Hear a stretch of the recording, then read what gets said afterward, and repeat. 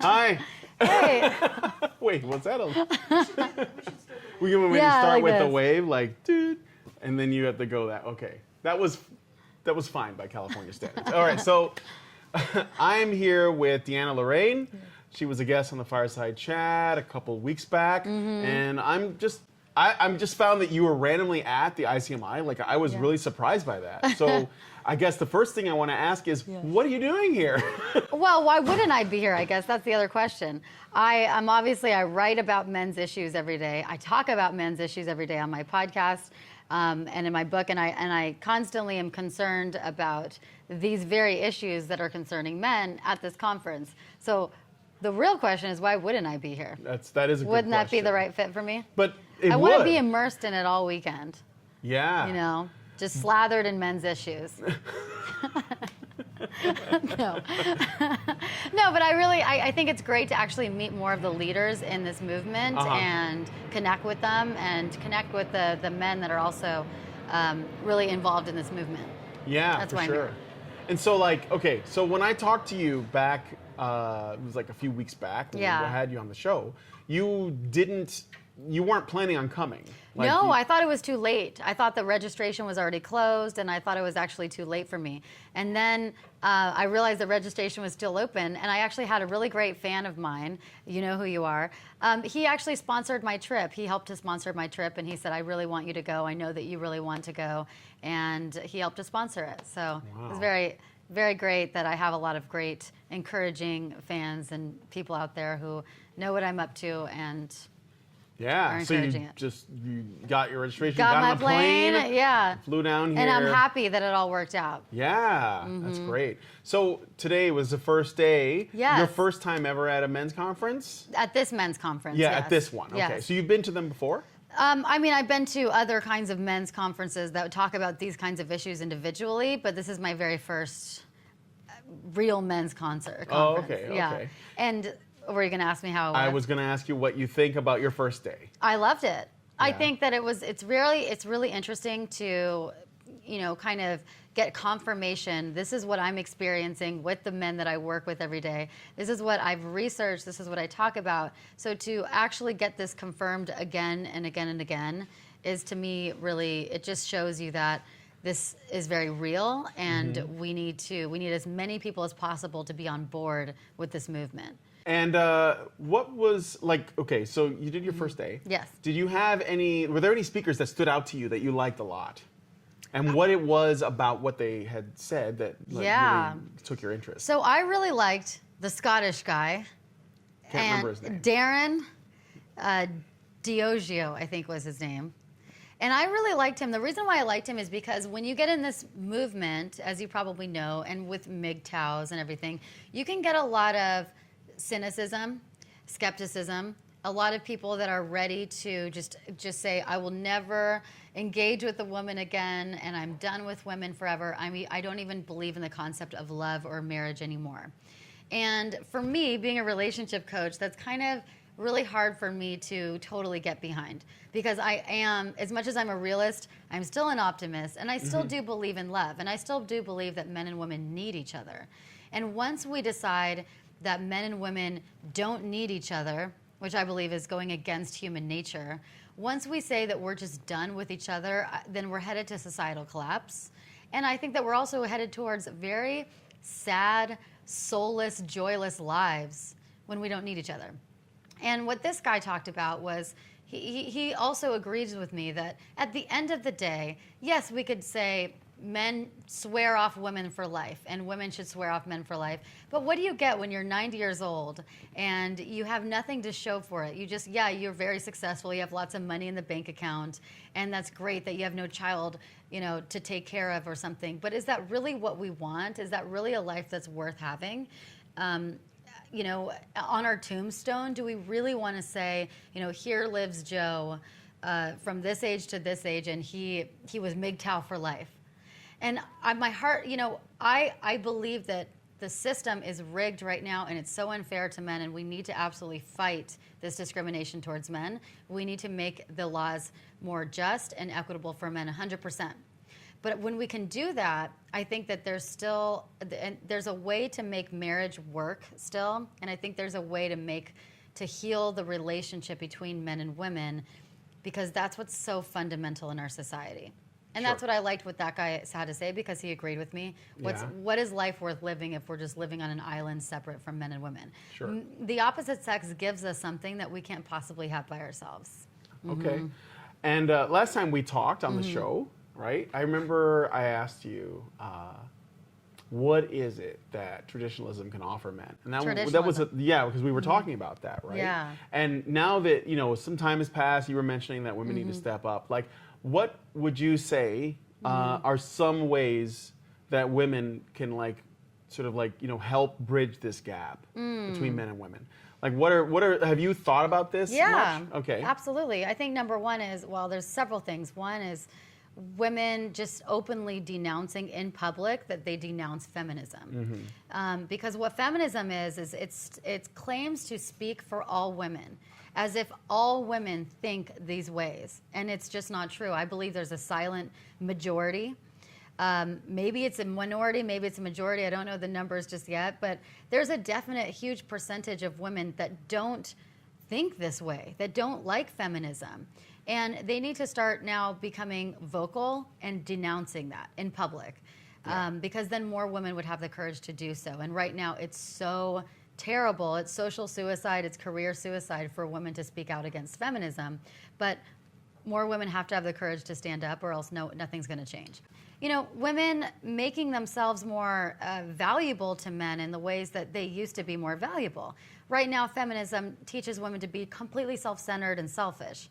So not only do women still want men to maybe make the majority of the income if they're married or if they're in a relationship, but then they say, you have to come home and share the housework with me, and then you have to, I'm going to come home and throw the baby at you, and you have to, do all the same things that I'm doing and then some, because that's what's equitable. Women are making themselves less valuable. They're saying, I don't care about learning how to cook. I don't care about, just doing those kinds of things that make my husband or my man's life easier, because I'm entitled to just do what I want. I'm a feminist, lady proud, balls. Strong, independent woman. Strong, independent women. Don't need no man. They don't need no man, but they also don't make themselves valuable or having a man need them either. Yeah. So I think that women need to learn what it's like to be feminine again, and to be valuable to a man, because all of this, independent stuff that I can do without a man, they're also making themselves men have no use for them either. If women understand what value are they providing to men, are they being generous? Are they being loving, inspiring, supportive, appreciative, or are they being emasculating, castrating, just so selfish and entitled and narcissistic? There's no need for them then. Why would a man want that? That's a raw deal for a man. Yeah, that's true. That's so true. we kind of need to get back to a little bit of our roots, I think. Yeah. And understand what makes a woman valuable to a man, what makes a man valuable to a woman. But it can't be all about a woman's needs. It's just so self-centered right now. A woman is all about her own needs, but providing nothing, but expecting everything in return. Yeah. So you're on that topic. Yeah. You're a dating coach, right? And you have helped men. You do mostly the matchmaking. Matchmaking is from taking men and finding women for them. Yes. Is that mostly what it is? I'd say about 70%. Okay. So that makes sense. But you've also had women clients as well. Yes, lots of them. So I asked you before about women clients that you had that don't respond well to this approach, this sort of red pill relationship stuff, right? They resist it. Yeah, and what is the basis for their what is the thing that you tend to have to contend with? So they have this feeling, this mindset that they don't need to change, that it's just the men that are so intimidated by their success, or a man just can't handle a strong woman, a strong, successful, smart woman. They get intimidated, so they feel like it's the man that's somehow wrong. They just haven't found the right man that will appreciate them for their independence, intelligence, and lady balls. But what they don't understand is it's not necessarily the fact that they're smart or successful that's intimidating to men. That's not true. It's the fact that they're acting like an asshole to men and they're, acting like narcissistic and selfish and rubbing it in men's faces, which isn't attractive to anybody. Yeah. And they're not appreciating men. They're not acting like they're valuable. So it's really, they just have this very entitled mindset that the men are the ones who have to change. And they don't have any role in it. And a lot of women, unfortunately, don't stay the course to learn how to be more of a humble, generous, loving, appreciative woman. They just want to be stuck in their own ways, and then they end up 70 years old as a cat lady. Yeah, sure. And have you turned any women around on that? Yes. Like, did you like red pill them? Absolutely. And do you know, like, is there any way of knowing like how they're doing now? Or Yes. if this has been helpful? The women that have followed my principles are in healthy relationships, or they are in marriages, and at the very least, they're changing the way that men interact with them. So it's not like they have to completely change as a person. It's about how they're responding to men, and more about embracing their femininity and not acting like an entitled a-hole, and also hearing that it's not a zero-sum game. When men succeed, women don't have to not succeed, right? This isn't like when we hear men's side of the story and what they're going through right now and how feminism has hurt men in many ways, it doesn't mean any less for women's issues. So if they can understand that there's two sides to the story and understand that men ultimately have very good intentions for women. There's no, they want to care for women, protect and provide, not out of selfishness and greed or wanting to control or oppress women. Yeah, or it's out entitlement of love. or anything like that. Right, it's out of love and it's out of care. Yeah. So when women try to make that seem like it's greed or it's this evil patriarchy, you're stamping out every last piece of goodwill from a man towards women. And I think that's dangerous and insane. I don't know why women would want to do that. But when they finally get the impact of that, then they start to change. Do you have any, do you still like talk to these women after you help them with Yeah. the relationships? Do you have any particular story from any particular client? Maybe it's supposed to be confidential, but Yeah. you don't have to give any names, but like I know. I'm trying to think. something that Yeah, I stands mean, like out? one recently. I can't give her name, but Right. she started with a very feminist attitude, Mm-hmm. and then she got pretty humble. Like I think it's like a piece of humble pie, right? You hear the men's experiences and hear kind of in your face of what you're doing, how feminism is ruining the relationship between men and women, and how it's keeping them from the very things that they want most in life. Most women deep down want love, they want family, and they want a husband at the end of the day.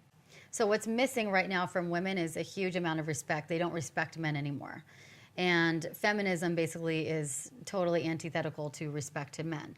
So once they start realizing that men are actually, it's in their nature to want to care for women, but also they want respect back, and they start respecting men more, they actually start getting better interactions with men, better relationships with them. Mm-hmm. So that's just like one of the acronyms of respect. The second one, A, is appreciation.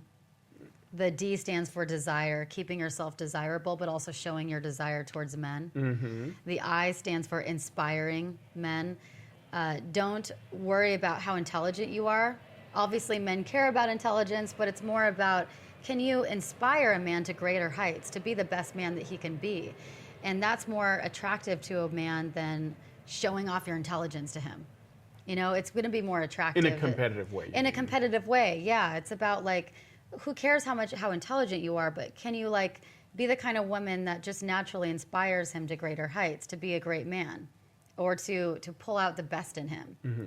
And a man isn't going to be inspired to be pulled to the best of him by a woman who is just totally self-centered and narcissistic and doesn't offer anything herself. Okay. Mm-hmm. The other A stands for appreciation. The N stands for nurturing. There's nothing wrong with a woman nurturing, and I think that's everything right with it. Uh-huh. A lot of women have lost their sort of nurturing touch. The C stands for charm. Okay. A lot of women have lost their manners, just basic manners and basic ability to just be kind and ladylike, right? Okay. And the E stands for energy.